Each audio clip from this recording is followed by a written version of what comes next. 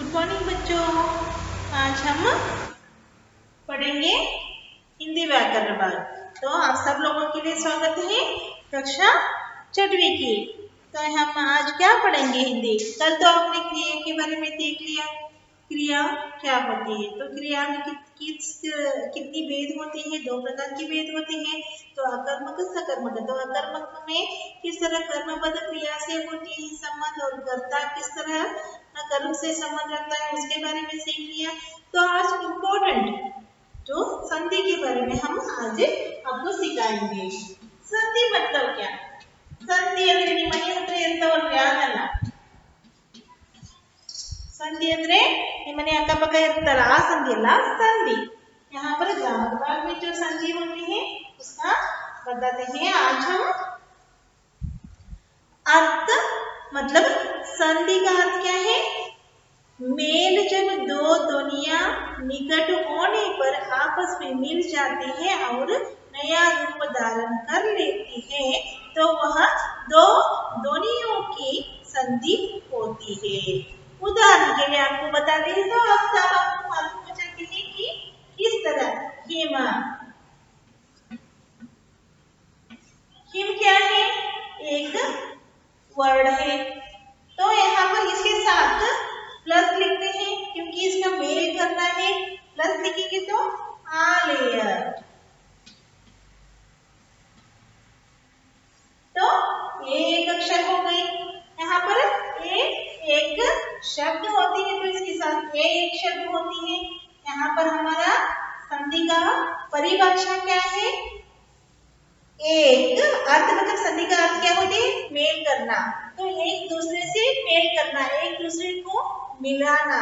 तो यहाँ पर ध्वनि निकट होने पर आपस में मिल जाता है। 2 ध्वनियां निकट होने पर, 2 ध्वनियां परस्पर होने पर आपस में मिलता है और नया रूप धारण करता है।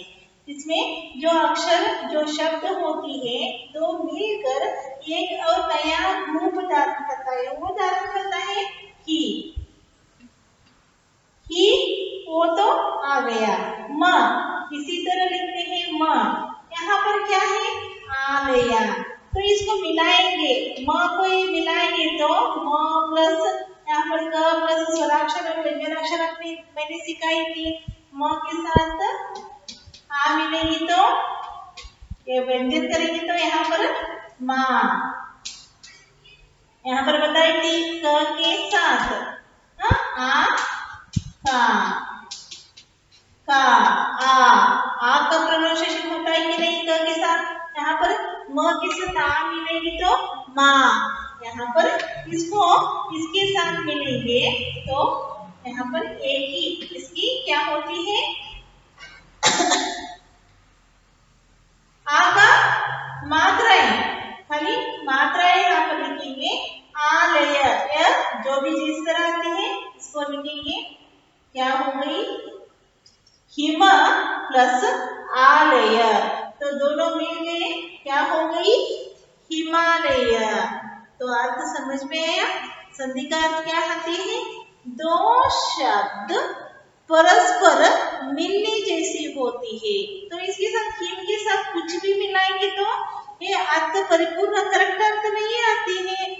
यहाँ पर हिम के साथ जो हमारी वर्तनी क्या होनी चाहिए, यहाँ पर हिम के साथ जो निकट होती है, इसके पहले ये शब्द के साथ जो दूसरा शब्द होती है वो निकट होते हैं। मतलब ये दोनों परस्पर मिलने से हमें एक अर्थपूर्ण शब्द मिलती है, उसको हम संधि कहते हैं।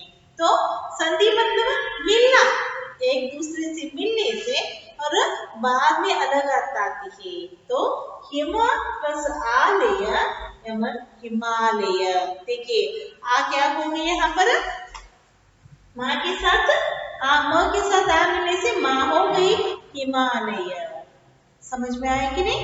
तो इसी तरह हम देखेंगे तो यहाँ पर देखिए हिम का अंतिम हिम हिम।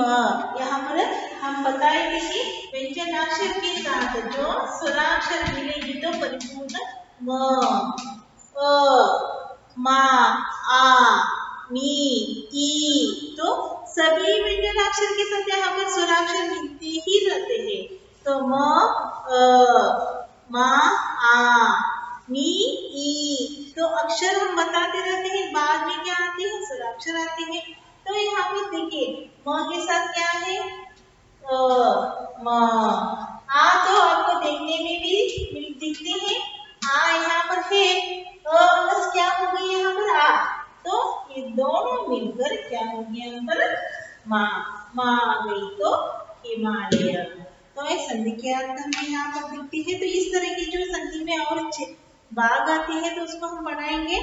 तो हिम का अंतिम अ तथा आलय का आरंभिक, अंतिम अ आरंभिक आ, इस पॉइंट को आप याद रखिए। जब इस पॉइंट को आप याद रखेंगे तो आपको क्या हो जाती है, संधि अपने आप समझ में आती है। नहीं तो फिर देखिए अ जो है आ, तो इन दोनों अक्षर मिलने के बाद यहाँ पर क्या मिले, हमें आ ही मिलती है। अ के साथ आ मिलने से हमें क्या मिलती है, आ ही मिलती है। तो इन दोनों को आपको क्या करना चाहिए, याद रखना चाहिए। यहाँ पर देखिए अ तथा आलय मतलब अंतिम अक्षर, अंतिम अक्षर म है लेकिन देखने में म है, उसका उच्चारण करते हैं म, अ। जब म के साथ क्या होती है, वहां पर स्वराक्षर क्या बनती है, अ। तो यहाँ पर अ आ गई। तो यहाँ पर आरंभिक अक्षर क्या है, अंतिम पूर्व पद उत्तर पद कहते हैं कि उत्तर पद होते हैं, पूर्व पद होते हैं। तो इसको हम कन्नड़ में भी आप सीख सकते हैं, पूर्व पद उत्तर पद। अकार ಜೊತೆಗೆ ಆಕಾರ ಸಿಕ್ಕರೆ ಅದು ಆಕಾರ ಆಗುತ್ತೆ, ಅಕಾರ ಜೊತೆಗೆ ಅಕಾರ ಆದರೆ ಅದು आकार आते ಅಂದ್ರೆ ಇದು स्वर्ण दीर्घ संधि। तो इस तरह की जब आती है कन्नड़ में भी हिंदी में भी एक तरह मिलजुल कर आती है। तो इसी तरह आलय का आरंभिक आ मिलकर आ बन जाती है। तो इसमें के अ, इसमें से आ गई तो आ बन जाती है। तो इसको संधि यहाँ पर कहते हैं। तो हिम प्लस आलय मतलब हिमालय। तो अन्य उदाहरण को यहाँ पर देखेंगे। तो यहाँ पर संधि क्या होगी, इसमें स्वर संधि। तो संधि का अर्थ हम जस्ट इस अक्षर में बताया था, संधि इस तरह आती है। तो अब हमें बताते हैं कि संधि में कितना भेद है। तो हमें यहाँ पर संधि के भेद, संधि क्या है इसके बारे में आपने जान लिया। तो संधि का अर्थ आपने देख लिया। तो संधि के करना मतलब इसको जस्ट इंट्रोडक्शन देते हैं, आपको ये मालूम हो जाए। तो जब दो अलग अलग शब्दों को मिलकर उन्हें एक शब्द बना दिया जाता है, दो अलग अलग शब्दों को मिलकर एक नए शब्द बनाए जाते हैं, तो उसको क्या करते हैं, उसे संधि करना कहते हैं। जब दो अलग अलग शब्दों को, अभी देख लिया आपने हिम और आलय को देख लिया, ये तो अलग अक्षर है, हिम अलग है, आलय अलग है। तो इन दोनों को मिलाकर एक शब्द बन जाती है, तो उसको संधि करना कहते हैं। तो ऊपर दिए गए सभी उदाहरण संधि करने की एक तरीका है। तो मतलब अभी दिखाया था वो एक तरह की तरीका थी। तो यहाँ पर संधि विच्छेद किस तरह करते हैं इसके बारे में हम आगे बताएंगे। तो जब किसी संधि का आप विच्छेद करते हैं, तो विच्छेद में क्या है, देखिए हिम, ये क्या हो गई, हिमालय हो गई। तो आपको प्रश्न भी इस तरह आ सकते हैं, इन हिमालय को विच्छेद करके लिखिए। तो जब आप पढ़ते वक्त ध्यान रखना चाहिए कि हिमालय, हिम आते हैं, आलय, तो इसको जोड़कर पढ़ेंगे तो इसमें आपको यहाँ पर विच्छेद करने के लिए अक्षर उद्भव हो जाती है। तो उस अक्षर को आपको, उस अक्षर को, इसको क्यों इतना बता रहे हैं कि जब ये आपको समझ में आएगी तभी आपका ग्रामर आगे की सरल से समझ में आ जाती है। ಅಂದ್ರೆ ಇಲ್ಲಿ ಎರಡು ಹಿಮಾಲಯ ಅಂತ ಕೊಟ್ಟಿದ್ದಾರೆ, ಅದನ್ನ ಓದ್ಬಿಟ್ಟು ಮತ್ತೆ ಏನ್ ಬರುತ್ತೆ, ಇದರಲ್ಲಿ ಲಕ್ಷ್ಯ ಇರಬೇಕು. ಇದು ಮತ್ತೆ ಅಕ್ಷರ ಏನ್ ಬರುತ್ತೆ ಅನ್ನೋದನ್ನ ನೀವು ಲಕ್ಷ್ಯ ಇರಬೇಕು. ಅದನ್ನ ಮಾತ್ರ ವಿಚ್ಛೇದನ ಮಾಡಕ್ ಬರುತ್ತೆ. ಹಿಮ आ ಬಂತು, सो हिम लिख दिया. सो हिम आलय, तो आ अलग से आती है, तो आलय लिख दिया. तो इस तरह के आपको विच्छेद जब आ जाती है तो तब आपका ये सेंटेंस विच्छेद करने के लिए यहाँ पर सरल हो जाती है. इसको आप पहला ध्यान में रखना चाहिए. तो ये संधि का अर्थ हो गई. तो संधि दो शब्दों को विच्छेद करके लेने तो उसका अर्थ आती है, तो उसको संधि कहते हैं. तो संधि में कितने प्रकार की होती है. तो यहाँ पर नेम, इसमें संस्कृत शब्दों में होने वाली संधि के 3 प्रकार होती है. यहाँ पर हम संधि को क्या कहते हैं, संस्कृत संधि कहते हैं. तो इस संधि को संस्कृत संधि कहते हैं. तो इनमें कितने प्रकार हैं. यहाँ पर संस्कृत संधि और व्यंजन संधि 2 प्रकार की होती है. 3 प्रकार की यहाँ पर होती है. तो संस्कृत, इसमें कितनी प्रकार की होती है. एक स्वर संधि, दूसरा व्यंजन संधि, तीसरा विसर्ग संधि.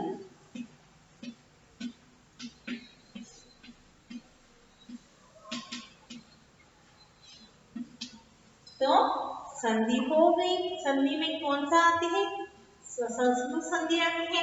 इन संस्कृत संधि में कितनी प्रकार आते हैं, स्वर संधि, व्यंजन संधि, विसर्ग संधि. तो 3 प्रकार हमें देखने के लिए मिलते हैं.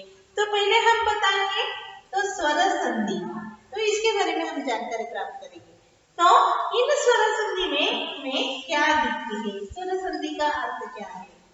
ओके, संधि में स्वर, यहाँ पर संस्कृत संधि पढ़ाई कर रहे हैं. तो संस्कृत संधि में क्या है, स्वर संधि.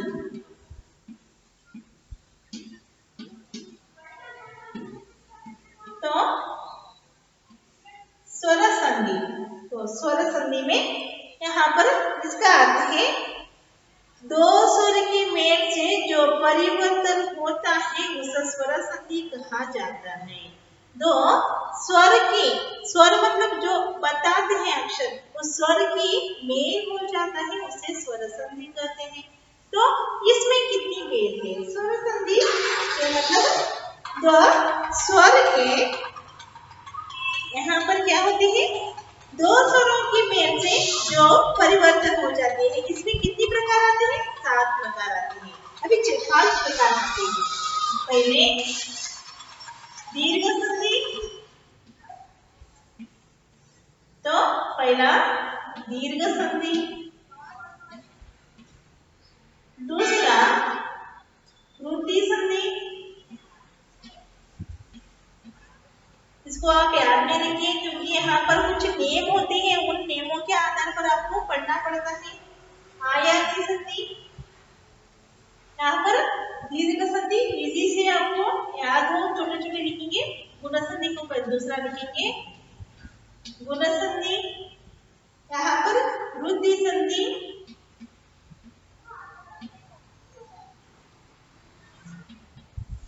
चौथा यन संधि, 5वां हयाती संधि.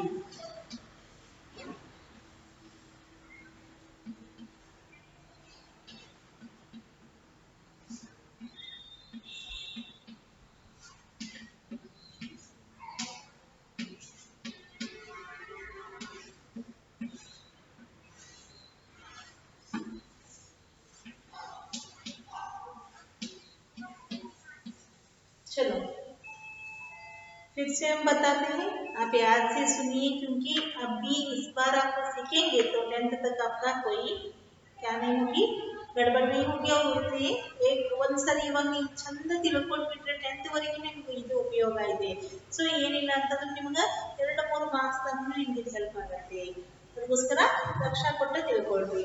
ಸೊ स्वर संधि पहले आपने पढ़ी संधि, संधि का हो गई. संधि में क्या है, संस्कृत संधि पढ़ रही है. संस्कृत संधि में क्या है, अभी स्वर संस्कृत संधि में कितनी मेल है, स्वर संधि, व्यंजन संधि, विसर्ग संधि, 3 भेद आपने देख लिया। तो 3 भेद में अभी पहला भेद है स्वर संधि। तो इन स्वर संधि में और 5 भेद आते हैं। स्वर संधि में और 5 भेद आते हैं। वो क्या है? दीर्घ संधि। यहाँ पर कन्नड़ में स्वर्ण दीर्घ संधि इस तरह आती है, हिंदी में खाली दीर्घ संधि आती है। गुण संधि, वृद्धि संधि, यण संधि, आयाद संधि, कुल मिलकर कितनी हो गई? 5। तो यहाँ पर दीर्घ संधि के बारे में पढ़ेंगे। तो दीर्घ संधि मतलब क्या है? दीर्घ संधि मतलब यहाँ पर पढ़ेंगे कि दीर्घ का मतलब, अभी देखिए जो बात करने में ही उसका क्या हो जाती है, ज्ञान हो जाती है, मालूम हो जाती है कि दीर्घ। सो उच्च स्वर से आती है, दीर्घ से आती है। देखिए जो अक्षर दीर्घ से आते हैं उसको दीर्घ संधि यहाँ पर बताते हैं कि ह्रस्व या दीर्घ। ह्रस्व या दीर्घ अ ई उ के आगे क्रमशः ह्रस्व या दीर्घ अ ई उ आए तो दोनों मिलकर क्रमशः आ ई उ बन जाती है। ये तो इसका नेम है। तो आपको इस नेम के बारे में यहाँ पर देखिए यहाँ पर दीर्घ बताया, लेकिन आप अ लिख रहे हो, ये क्या है? इस तरह आप सोच रहे होंगे अ ई व, अ ई उ। तो आपने क्या देखा यहाँ पर? अ लिखे। तो इसके जानकारी प्राप्त करने के लिए अगर यहाँ पर कुछ लिखना चाहती हूँ मैं, अ आ ई उ रू, ए आई ओ औ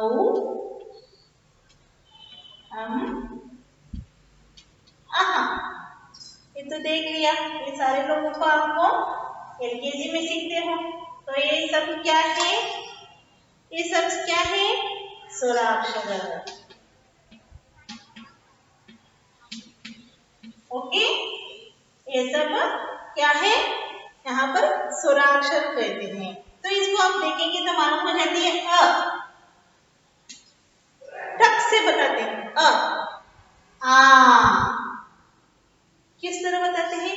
आ तो कुछ दीर्घ से बताते हैं, ई टक से बताते हैं, इमीडिएट से बताते हैं तो ई दीर्घ हो जाते हैं।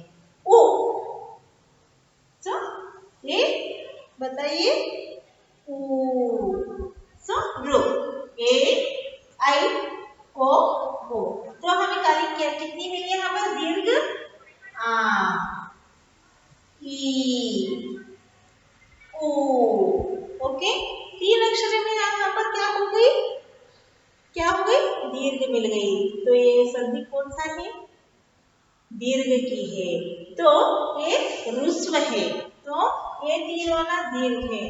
तो ये ह्रस्व के साथ ह्रस्व मिल गई, ह्रस्व के साथ दीर्घ मिलने के बाद हमें मिलने वाले अक्षर भी दीर्घ है। तो आगे चले, इसके बारे में बताएंगे। तो इन गुण संधि और इन वृद्धि संधि को पहुंच देते हैं। तो ई उ। तो इसके साथ क्या मिलना है यहाँ पर? प्लस अ ई उ, इनको मिलाएंगे। अ ई के आगे क्रमशः ह्रस्व या दीर्घ आ ई उ आए तो दोनों मिलकर क्रमशः आ ई उ, बताए ना? आ ई उ यहाँ पर क्या हो जाती है? आ जाती है। तो यहाँ पर ए वाले तो आ गई, पहला अ आई उ आ गई। तो इसको क्या करेंगे हम?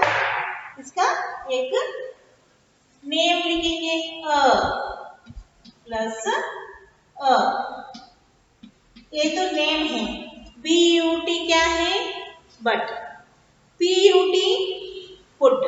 यहाँ पर देखिए दोनों अक्षर बी निकालेंगे तो क्या हो जाते हैं?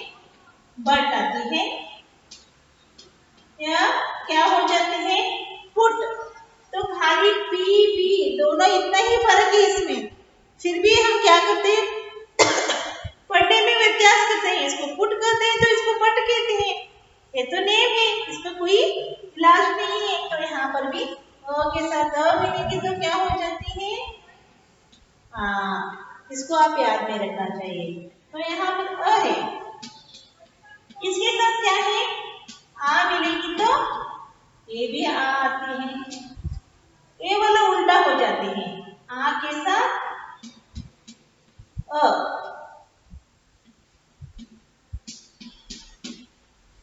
ये सभी आ आती है। तो इसी तरह इसके साथ ये मिलेगी तो इसके साथ ये मिलेगी तो इसी तरह आती है। अ यहाँ पर है, फिर भी इसको लिखेंगे तो हो गई। अ के साथ अ मिलेगी तो क्या हो गई,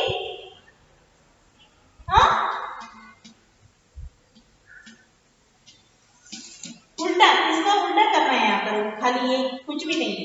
देखिए आ, अ के साथ अ होने से आ, अ प्लस आ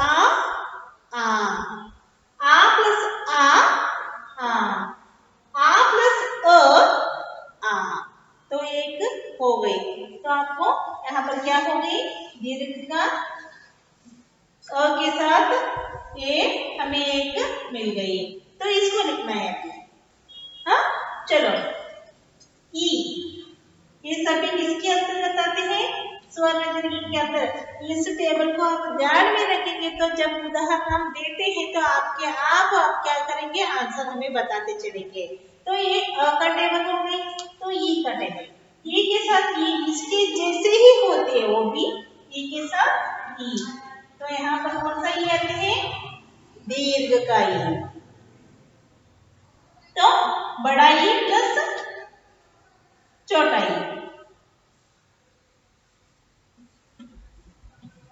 तो इसकी उल्टी होती है, इसमें ई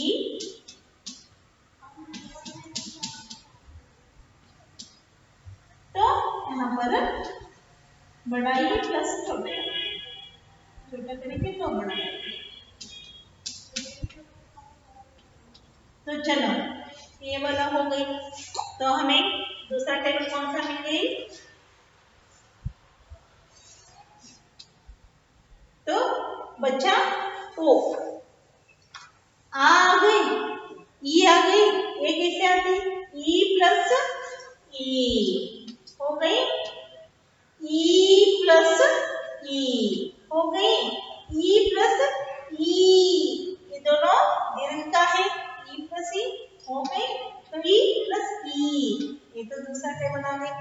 तो हम तीसरा देखेंगे ओ के साथ, तो ऐसा ही होती है, ओ प्लस, यहाँ पर कौन सी आती है, ओ, तो नीचे का बड़ा ओ प्लस छोटा ओ हो गई, ओ प्लस ओ। अभी पहला ओ को दोनों मिला दिया था, जो नीचे बड़े ओ को मिलाएंगे,